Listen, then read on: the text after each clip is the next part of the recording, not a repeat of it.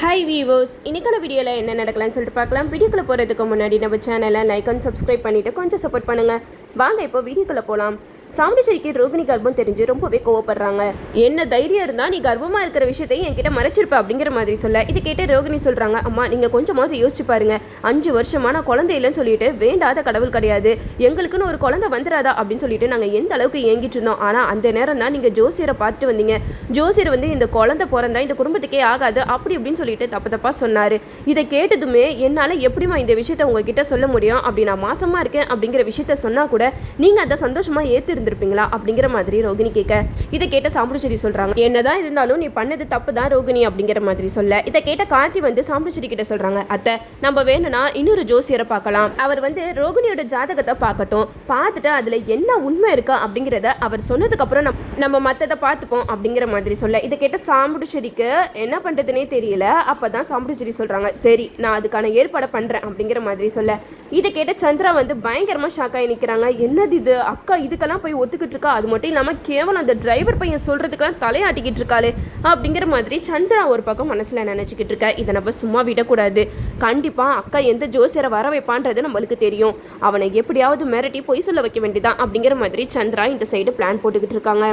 இந்த சைடு சிவனாண்டிக்கு கால் பண்றாங்க, இங்க பாருங்க நான் சொல்ற மாதிரி செய்யுங்க, அக்கா ஒரு ஜோசியரை வீட்டுக்கு வர வச்சிருக்கா, அந்த ஜோசியர்கிட்ட நீங்க மிரட்டி இந்த மாதிரி ரோகிணி குழந்தை இந்த வீட்டில் பிறந்துச்சுன்னா கண்டிப்பா சாமுண்டீஸ்வரியோட உயிருக்கு ஆபத்து அப்படின்ட்டு பொய் சொல்ல வைக்கணும் அப்படிங்கிற மாதிரி சந்திரா சொல்ல, இதை கேட்ட சிவனாண்டி சொல்றாங்க, கண்டிப்பா சந்திரா உனக்காக நான் இது கூட செய்ய மாட்டேனா அப்படின்னு சொல்லிட்டு அந்த ஜோசியரோட வீட்டுக்கு போய் மிரட்டுறாங்க. இங்க பாருங்க ஜோசியரே, இப்போ நீங்க சாமுண்டீஸ்வரி வீட்டுக்கு தானே போய்கிட்டு இருக்கீங்க, அங்க போயிட்டு அந்த ரோகிணியோட ஜாதகத்தெல்லாம் பார்த்துட்டு இந்த பொண்ணுக்கு குழந்தை பிறந்தா கண்டிப்பா சாமுண்டீஸ்வரி அம்மாவோட உயிருக்கே ஆபத்து அப்படிங்கிற மாதிரி பெரிய குண்டை தூக்கி நீங்க போடணும் அப்படிங்கிற மாதிரி சிவனாண்டி அந்த ஜோசியர் கிட்ட சொல்றாங்க. இதை கேட்ட அந்த ஜோசியர் சொல்றாங்க, இங்க பாருங்கப்பா, நான் இத்தனை வருஷமா என் தொழிலுக்கு துரோகம் பண்ணது கிடையாது, இனிமேட்டும் நான் பண்ண மாட்டேன், தயவு செஞ்சு நீ விடுங்க, நான் அந்த பொண்ணோட ஜாதகத்தை பார்த்து என்ன இருக்குதோ நான் அதை தான் சொல்ல போறேன் அப்படிங்கிற மாதிரி சொல்ல, இதை கேட்ட சிவனாண்டி வந்து அந்த ஜோசியரை மிரட்டுறாங்க. இங்க பாருங்க ஜோசியரே, நான் சொன்ன மாதிரி நீங்க எதுவுமே பண்ணலனா உங்க வீட்டில் பிள்ளைங்களாம் இருக்குதுங்க, பொண்டாட்டிலாம் இருக்காங்க, அவங்களோட உயிருக்கே ஆபத்தா முடியும், உங்க பொண்டாட்டி பிள்ளைங்க முக்கியமா அப்படி இல்லைனா உங்களோட தொழில் முக்கியமா அப்படிங்கிற மாதிரி சிவனாண்டி கேட்க, இதை கேட்ட அந்த ஜோசியரும்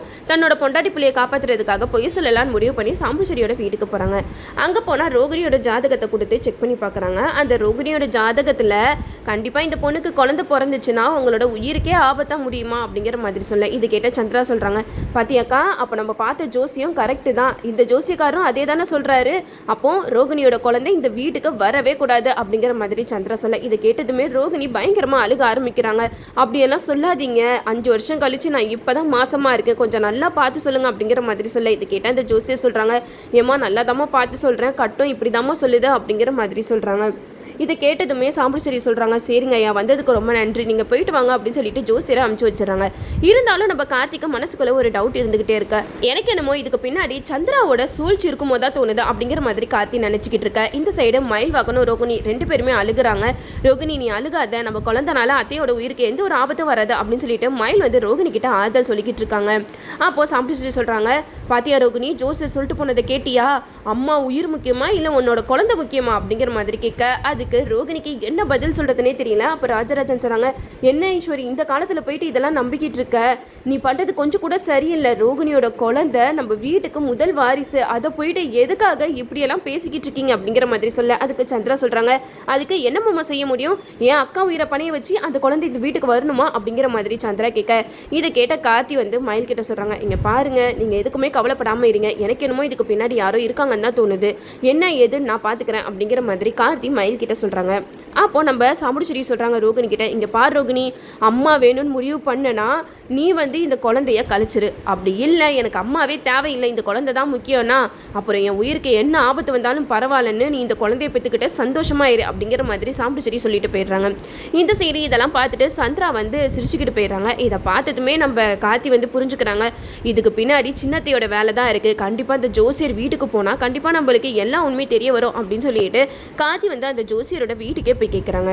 கொஞ்ச நேரத்துக்கு முன்னாடி நீங்க ரோகிணின்ற பொண்ணோட ஜாதகத்தை பார்த்தீங்களா, உண்மையாவே அதுல குழந்தை பிறந்துச்சுன்னா எங்கள் அத்தையோட உயிருக்கு ஆபத்துன்னு போட்டிருக்கா அப்படிங்கிற மாதிரி கேட்க, இதை கேட்டால் அந்த ஜோசியக்கார் திரு முழிச்சுக்கிறாங்க.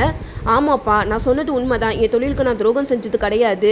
அந்த பொண்ணோட ஜாதகத்தில் அப்படி தான் இருக்கேன். அந்த பொண்ணுக்கு மட்டும் குழந்தை பிறந்துச்சுன்னா அவங்க அம்மாவோட உயிருக்கே ஆபத்து அப்படிங்கிற மாதிரி சொல்ல, இதை கேட்ட கார்த்தி சொல்கிறாங்க, இல்லை நீங்கள் சொன்னதை என்னால் நம்ப முடியல அப்படிங்கிற மாதிரி கார்த்தி எவ்வளவோ ஜோசியர்கிட்ட கேட்குறாங்க. ஆனால் ஜோசியர் சொல்கிறாங்க, இங்கே பாருங்க தம்பி, நான் உண்மையை தான் சொன்னேன், முதல்ல இங்கேருந்து கிளம்புங்க அப்படிங்கிற மாதிரி கார்த்தியை அங்கேருந்து விரட்டுறதுலே தான் இருக்காங்க.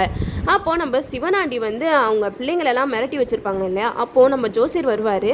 ஜோசியர் வந்து சிவனாண்டி கிட்ட சொல்லுவாங்க, எப்பா நீங்கள் சொன்ன மாதிரி நான் பொய் சொல்லிட்டு வந்துட்டேன், என் பொண்டாட்டி பிள்ளைங்களை விட்டுருங்கப்பா அப்படிங்கிற மாதிரி சொல்ல, இதை கேட்ட சிவனாண்டி சொல்கிறாங்க, அதான் நான் சொன்ன மாதிரி நீ பண்ணிட்டியே, இதுக்கப்புறம் நான் இதுங்களை வச்சு என்னத்த பண்ண போகிறேன் அப்படின்னு சொல்லிட்டு அவங்களெல்லாம் விட்டுட்டு போயிடுறாங்க. இந்த சைடு நம்ம கார்த்திக்கு மனசு உறுத்தலாகவே இருக்குது. சரி நம்ம அவங்க வீட்டுக்கு மறுபடியும் போவோம் அப்படின்னு சொல்லிட்டு ஜோசியர் வீட்டுக்கு போகிறாங்க. அங்கே போனால் ஜோசியரோட ஒய்ஃப் வந்து ஜோசியர்கிட்ட பேசிக்கிட்டு இருக்காங்க. என்னங்க நடக்குது இங்கே, அந்த சாமுண்டீஸ்வரி அம்மா இந்த ஊருக்கே எவ்வளோ நல்லது பண்ணியிருக்காங்க, அவங்க குடும்பத்துக்கு போய் எதுக்காக இப்படி ஒரு பொய்யை சொல்லிட்டு வந்திருக்கீங்க, அது மட்டும் இல்லாமல் 5 வருஷம் கழிச்சு அந்த பொண்ணு மாசமாக இருக்கா, ஒரு வாரிசு அந்த வீட்டுக்கு வரப்போகுதுன்னு சந்தோஷமாக இருக்கிற நேரத்தில் எதுக்காகங்க இப்படி பொய் சொன்னீங்க அப்படிங்கிற மாதிரி அவங்க ஒய்ஃப் பேசிக்கிட்டு இருக்கிறத நம்ம கார்த்தி பார்த்துடுறாங்க. நம்ம கார்த்தி டக்குன்னு உள்ளே வந்து அந்த ஜோசியர்கிட்ட கேட்குறாங்க, எதுக்காக நீங்கள் இப்படி பொய் சொன்னீங்க, 5 வருஷம் கழிச்சு அவங்க எவ்வளோ தவம் இருந்து அந்த குழந்தைய பெற்கிறாங்க தெரியுமா, நீங்கள் சொன்ன இந்த ஒரு வார்த்தைனால அந்த குடும்பமே உடஞ்சு போயிருக்கு, எதுக்காக நீங்கள் இப்படி பொய் சொன்னீங்க அப்படிங்கிற மாதிரி கேட்க, இது கேட்டால் அந்த ஜோசியர் சொல்கிறாங்க, எப்பா நான் எங்கள் தொழிலுக்கு எப்போவுமே துரோகம் பண்ணு நான் நினச்சதே கிடையாது, ஆனால் இந்த சிவனாண்டி வந்து என் பொண்டாட்டி பிள்ளைங்களை கடத்தி வச்சு மிரட்டிட்டு இருந்தான், அதுக்கு பயந்து தான்ப்பா நான் இப்படி ஒரு பொய்யை சொல்லிட்டேன், மற்றபடி அந்த பொண்ணோட ஜாதகத்தில் வேற எதுவுமே இல்லை, அந்த குழந்தைனால அந்த குடும்பத்துக்கு எந்த ஒரு ஆபத்துமே வராது அப்படிங்கிற மாதிரி சொல்ல, இதை கேட்ட கார்த்தி சொல்கிறாங்க, தயவு செஞ்சு இந்த உண்மையை என் அத்தை கிட்ட வந்து சொல்லுங்கள், நீங்கள் சொல்லாமல் விட்டீங்கன்னா வீட்டில் பெரிய பிரச்சனை ஆகிடும் அப்படிங்கிற மாதிரி கார்த்தி எவ்வளோ அந்த ஜோசியர்கிட்ட சொல்கிறாங்க. அதுக்கு அந்த ஜோசியர் சொல்கிறாங்க, இல்லைப்பா என்னால் முடியாது அப்படிங்கிற மாதிரி சொல்ல, அதுக்கு ஜோசியரோட ஒய்ஃப் சொல்கிறாங்க, என்னங்க உங்களால் முடியாது, நம்ம தொழிலுக்கு நம்ம எப்போவுமே துரோகம் செய்யக்கூடாது, அது மட்டும் இல்லாமல் சாமுண்டீஸ்வரி அம்மா வீட்டுக்கு ஒரு வாரிசு வரப்போகுது, அது அவங்க சந்தோஷமாக வரவேற்கணும், நம்மளால ஒரு குடும்பம் அழிஞ்சு போகக்கூடாதுங்க, ப்ளீஸ் நீங்கள் போயிட்டு உண்மையை சொல்லுங்கள் அப்படிங்கிற மாதிரி ஜோசியரோட ஒய்ஃப் வந்து சொல்கிறாங்க. இதை கேட்டதுமே கார்த்தி சொல்கிறாங்க, இங்கே பாருங்கள் அவங்களோட உயிருக்கெல்லாம் எந்த ஒரு ஆபத்துமே வராது, அதுக்கு நான் கேரண்டி, நீங்கள் உண்மையை மட்டும் சொல்லுங்கள் அப்படின்னு சொல்லிட்டு அந்த ஜோசியரை கூப்பிட்டுட்டு வீட்டுக்கு வந்துட்டுருக்காங்க. அப்போ தான் நம்ம சந்திரா வந்து ஒரு யோசனை பண்ணிக்கிட்டு இருக்காங்க, இதுக்கு மேலே நம்ம சும்மா இருந்தால் வேலைக்கு ஆகாது, கண்டிப்பாக அக்கா கூட அந்த ஜோசியர் சொன்னதை முழுசாக நம்பியிருக்க மாட்டா, அதனால நம்ம ஏதாவது ஒன்று பண்ண வேண்டியதான் அப்படின்னு சொல்லிட்டு சாமுண்டீஸ்வரி குடிக்க இருக்கிற ஜூஸில் ஏதோ ஒன்று கலந்துடுறாங்க. அதை குடிச்சதுமே சாமுண்டீஸ்வரிக்கு நெஞ்சு வலி வர ஆரம்பிச்சிருது. உடனே சந்திரா வந்து எல்லாரையும் கூப்பிட்றாங்க, ஐயோ எங்கள் அக்காக்கு என்னமோ ஆகுது அப்படின்னு சொல்லிட்டு கூப்பிட்டா எல்லாருமே ஓடி வந்து பார்க்குறாங்க. அப்போ சாமுண்டீஸ்வரி வந்து நெஞ்சு வலிக்குது அப்படின்னு சொல்லிக்கிட்டு இருக்காங்க. இதை கேட்டதுமே சந்திரா சொல்கிறாங்க, பாத்தியா ரோகிணி, உன் வயிற்றில் வளர்ற பிள்ளையோட ஆட்டம் ஆரம்பமாயிடுச்சு நான் நினைக்கிறேன், அந்த பிள்ளைனால என் அக்கா உயிருக்கு ஆபத்து இருக்குன்னு அந்த ஜோசி சொல்லிட்டு போனார், அதுலேருந்து எங்கள் அக்காவுக்கு உடம்பு முடியாமல் போகுது, முதல்ல ஹாஸ்பிட்டலுக்கு கூட்டிகிட்டு போவோம் அப்படின்னு சொல்லிட்டு சாமுண்டீஸ்வரி ஹாஸ்பிட்டலுக்கு கூட்டிகிட்டு போகிறாங்க. இதை பார்த்ததுமே எல்லாருமே பதட்டம் ஆயிடுறாங்க. அப்போ நம்ம ரேவதி வந்து கார்த்திக்கு கால் பண்ணி சொல்கிறாங்க, இது மாதிரி அம்மாவுக்கு நெஞ்சு வலி வந்துருச்சு அப்படிங்கிற மாதிரி சொல்ல, நம்ம கார்த்தியும் ஓடி ஹாஸ்பிட்டலுக்கு போகிறாங்க. அங்கே போனால் சாமுண்டீஸ்வரிக்கு ட்ரீட்மெண்ட் நடந்துட்டுருக்கு. அங்கேயும் போயிட்டு சந்திரா வந்து டாக்டர் கிட்ட நான் சொன்ன மாதிரி சொல்லுங்கள், இவங்களுக்கு ஜூஸ் குடிச்சனால தான் இந்த மாதிரி ஆயிடுச்சுன்னு மட்டும் சொல்லிடாதீங்க, இவங்களுக்கு நெஞ்சு வலி ஆபத்தான சூழ்நிலையில் இருக்காங்க அப்படிங்கிற மாதிரி சொல்லுங்கள் அப்படிங்கிற மாதிரி சந்திரா வந்து அந்த டாக்டருக்கும் வேலை பேசிட்டாங்க. இந்த சைடு எல்லாருமே ரொம்ப பதட்டமாக இருக்க. அப்போது டாக்டர் வராங்க. அப்போ டாக்டர் கிட்ட எல்லாருமே கேட்குறாங்க, என்னாச்சு, நல்லா தானே இருந்தாங்க, இவ்வளோ நாள் அவங்களுக்கு இந்த மாதிரி நெஞ்சு வலிலாம் வந்ததே இல்லையே, இப்போ எப்படி திடீர்னு நெஞ்சு வலி வந்துச்சு அப்படிங்கிற மாதிரி கேட்க, இதை கேட்டால் அந்த டாக்டர் சொல்கிறாங்க, இல்லை அவங்க வந்து இப்போ ரொம்ப அபாய கட்டத்தில் இருக்காங்க அப்படிங்கிற மாதிரி சொல்லி எல்லாருமே பயன்படுத்துகிறாங்க. அப்போ தான் சந்திரா சொல்கிறாங்க, பாத்தியா ரோகிணி, அந்த ஜோசியர்கார் சொன்னது நடந்துடுச்சா, என் அக்காவோட உயிருக்கு இந்த குழந்தைனால ஆபத்து இருக்குது, அது ஏன் நீ புரிஞ்சுக்க மாட்டேற, இப்போ கூட ஒன்றும் இல்லை, இப்போமே வந்து அந்த குழந்தைய நீ கலைச்சிரு, அந்த குழந்தை இந்த உலகத்தை விட்டு போயிடுச்சுன்னா கண்டிப்பாக என் அக்கா வந்து உயிர் பழிச்சிருவா அப்படிங்கிற மாதிரி சொல்ல, இதை கேட்ட கார்த்தி வந்து செம்மையாக கோவப்படுறாங்க. இங்கே பாருங்க, நீங்கள் தேவையில்லாமல் பேசிக்கிட்டு இருக்காதீங்க, நீங்கள் போகிற ட்ராமா எங்களுக்கு தெரியாதுன்னு நினச்சிட்டு இருக்கீங்களா அப்படிங்கிற மாதிரி நம்ம சந்திரா கிட்ட வந்து கார்த்தி சொல்ல, இதை கேட்ட எல்லாருமே பயங்கரமாக ஷாக் ஆகுறாங்க. அப்போ தான் நம்ம கார்த்தி வந்து உண்மையை சொல்ல ஆரம்பிக்கிறாங்க. அந்த ஜோசியரை பொய் சொல்லி இந்த மாதிரிலாம் சொல்ல வச்சிருக்காங்க, அது மட்டும் இல்லாமல் அத்தைக்கு இந்த மாதிரி ஆனதுக்கு காரணத்துக்கு பின்னாடி எனக்கு என்னமோ இவங்க தான் இருப்பாங்கன்னு தோணுது, இவ்வளோ நாள் நல்லா இருந்த அத்தை அது எப்படி திடீர்னு நெஞ்சு வலினா ஹாஸ்பிட்டலில் அட்மிட் ஆவாங்க, எனக்கு என்னமோ இவங்களோட சதியாக தான் இருக்குன்னு தோணுது அப்படிங்கிற மாதிரி நம்ம கார்த்தி சொல்லிக்கிட்டு இருக்காங்க. கண்டிப்பாக இதுக்கப்புறம் சந்திரகலாவோட உண்மையான முகம் நம்ம சாமுண்டீஸ்வரிக்கு தெரிய வரதான் போகுது. அது மட்டும் இல்லாமல் சிவனாண்டி தான் இதெல்லாம் பண்ண சொன்னா அப்படின்னு சொல்லிட்டு அந்த ஜோசிக்காரரை வச்சு கார்த்தி வந்து உண்மையை நிரூபிச்சிருவாங்க. ஓகே வியூவர்ஸ், என்னோட ரிவ்யூ உங்களுக்கு பிடிச்சிருந்தா லைக் பண்ணுங்க, மறக்காம நம்ம சேனலை சப்ஸ்கிரைப் பண்ணிடுங்க.